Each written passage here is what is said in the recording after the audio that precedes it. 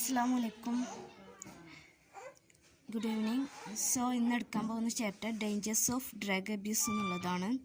ഇത് എഴുതിയത് doctor Haddin B John's ആണ്.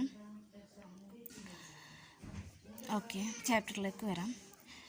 Drugs have been discovered to prevent and cure physical diseases and reverse the disturbances that occur in some mental illnesses.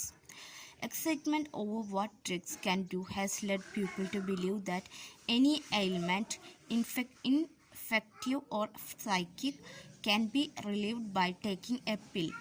At the first sign of nervousness, they try pep pills. Medical journals now advertise tranquilizers, amphetamines, and other mood-altering drugs. Doctors prescribe them, and the public expects miracles from them. In such an atmosphere, it is not surprising that drug abuse has spread. So, ഇതിൽ പറയുന്നത് കാര്യം എന്താണെന്ന് വെച്ചിട്ടുണ്ടെങ്കിൽ, drugs എന്താണെന്ന് നമുക്ക് എല്ലാവർക്കും അറിയാം. അപ്പോൾ ഈ ഡ്രഗ്സ് കണ്ടുപിടിച്ചത് എന്തായിരുന്നു ശരിക്കും യഥാർത്ഥത്തിൽ ഡ്രഗ്സിൻ്റെ ഉപയോഗം എന്ന് വെച്ചിട്ടുണ്ടെങ്കിൽ, അതായത് നമ്മുടെ ഫിസിക്കലായിട്ടുള്ള ശാരീരികമായിട്ടുള്ള അസുഖങ്ങളെ തടയാൻ അല്ലെങ്കിൽ അതിനെ പ്രതിരോധിക്കാൻ വേണ്ടിയിട്ടാണ് ഡ്രഗ്സ് കണ്ടുപിടിച്ചത്. And reverse the disturbances that occur in some mental illness. മാത്രമല്ല, നമ്മുടെ മാനസികമായിട്ടുള്ള ബുദ്ധിമുട്ടുകളെ പരിഹരിക്കാനും അത് ഉപയോഗിച്ചിരുന്നു.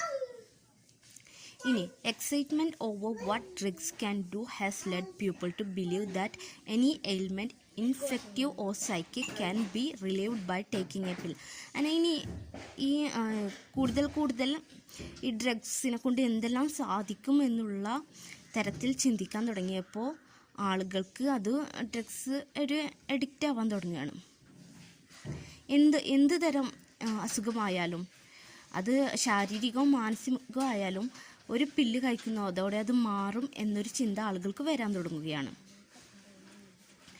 ഇനി ഇവിടെ പറയുന്നുണ്ട് നെർവസ്നെസ്. നമുക്ക് എന്തെങ്കിലും മൈൻഡിന് എന്തെങ്കിലും പ്രശ്നം തോന്നുകയാണെങ്കിൽ അപ്പോൾ യൂസ് ചെയ്യുന്നത് പെപ്പിൽസാണ്. ഡ്രഗ്സിൻ്റെ ഒരു ഫോമാണ്. പിൽസ് എന്ന് പറഞ്ഞാൽ ഗുളികകൾ, പെപ്പിൽസ്. അത് അത്തരം ഗുളികകളാണ്, പെപ്പിൽസാണ് മാനസികമായി ബുദ്ധിമുട്ടുള്ള സമയത്ത് കഴിച്ചിരുന്നത്. ഇനി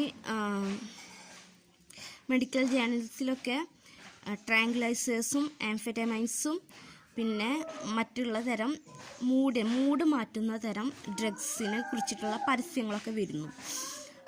അതായത് നമ്മുടെ നമുക്കിപ്പോൾ വിഷമം വന്നിട്ടുണ്ടെങ്കിൽ ആ വിഷമത്തെ മാറ്റിയെടുക്കാൻ പറ്റിയ ഡ്രഗ്സ് പിൽസിൻ്റെ രൂപത്തിൽ, ഗുളികളുടെ രൂപത്തിൽ വരികയാണ്.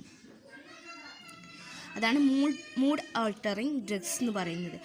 ഡോക്ടേഴ്സ് അത് പ്രിസ്ക്രൈബ് ചെയ്ത് കൊടുക്കുന്നുണ്ട്, ഡോക്ടർ എഴുതി കൊടുക്കുന്നുണ്ട്. അങ്ങനത്തെ ഇപ്പോൾ ഇങ്ങനെ ഒരു മാനസികമായി ഇങ്ങനെ ഒരു ബുദ്ധിമുട്ടുണ്ടെന്ന് പറയുമ്പോൾ അതിന് ഇത്തരം പിൽസ് ഡോക്ടേഴ്സ് തന്നെയാണ് പ്രിസ്ക്രൈബ് ചെയ്ത് കൊടുക്കുന്നത്. പിന്നെ പബ്ലിക്ക് അല്ലെങ്കിൽ പൊതുജനം എന്താണ് അത്തരം അതായത് പിൽസിൽ നിന്ന് ആഗ്രഹിക്കുന്നത് എന്ന് വെച്ചാൽ മിറാക്കിൾസ് ആണ്. അത്ഭുതങ്ങൾ സംഭവിക്കും, അല്ലെങ്കിൽ ഇത്തരം പിൽസിന് അത്ഭുതങ്ങൾ സംഭവിപ്പിക്കുവാനുള്ള കഴിവുണ്ടെന്ന് ജനങ്ങൾ വിശ്വസിക്കുന്നു.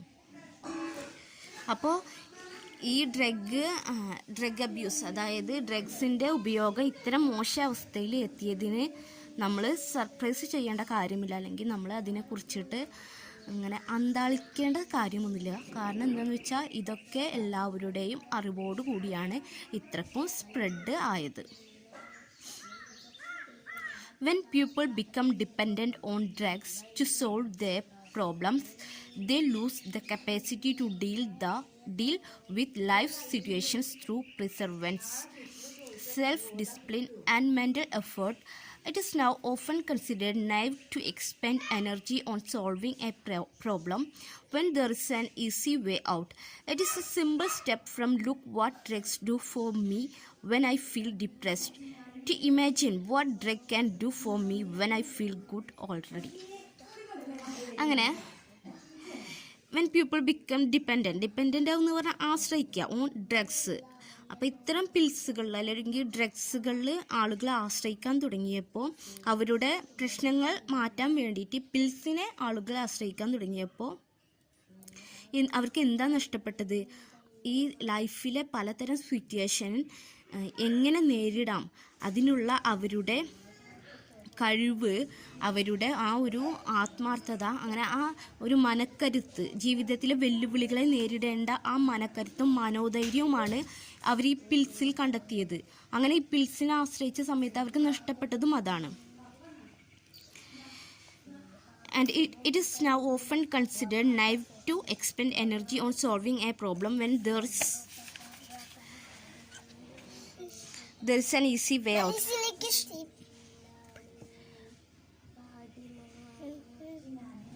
ഒരു ഷോർട്ട് കട്ട് ഉണ്ടെങ്കിൽ നമുക്കൊരു സ്ഥലം വരെ പോകണം, പക്ഷെ അത് നേരെ വഴി ഒത്തിരി ഉണ്ട്, അതിൽ എളുപ്പത്തിൽ എത്താൻ ഒരു ഷോർട്ട് കട്ട് ഉണ്ടെങ്കിൽ നമ്മൾ ആ വഴിയെ സ്വീകരിക്കുള്ളൂ. അതുപോലെയാണ് ഇവിടെ കാര്യം. നമുക്ക് ഒരു വിഷമമുണ്ട്, ആ വിഷമം തീരാൻ നമ്മളതിനെ കുറച്ച് എഫേർട്ട് എടുക്കണം. പക്ഷെ ഒരു ഷോർട്ട് കട്ട് എന്നോണം ഇത്തരം പിൽസുകൾ നമ്മളുടെ മൂഡെ ചേഞ്ച് ചെയ്യുന്നുണ്ട് എന്ന് കണ്ടപ്പോൾ ആളുകൾ അതായി യൂസ് ചെയ്യുന്നത്. ഇനി ഇതൊരു സിമ്പിൾ സ്റ്റെപ്പാണ് ഫ്രം, അതായത് look what drugs do for me when I feel depressed. എനിക്കൊരു മോശാവസ്ഥ അല്ലെങ്കിൽ എനിക്ക് ബുദ്ധിമുട്ടുള്ള സമയത്ത് ഡ്രഗ്സ് എനിക്ക് എന്താണ് ചെയ്തു തരുന്നത് എന്നാണ് ആദ്യമൊക്കെ ആളുകൾ ചിന്തിച്ചിരുന്നെങ്കിൽ, പിന്നീട് എന്തായി, അത് എനിക്ക് സന്തോഷമുള്ളപ്പോഴും ഡ്രഗ്സിന് എനിക്ക് വേണ്ടി എന്ത് ചെയ്തു തരാൻ പറ്റും എന്നുള്ള അവസ്ഥയിലേക്ക് കാര്യങ്ങളെത്തി. ഓക്കെ.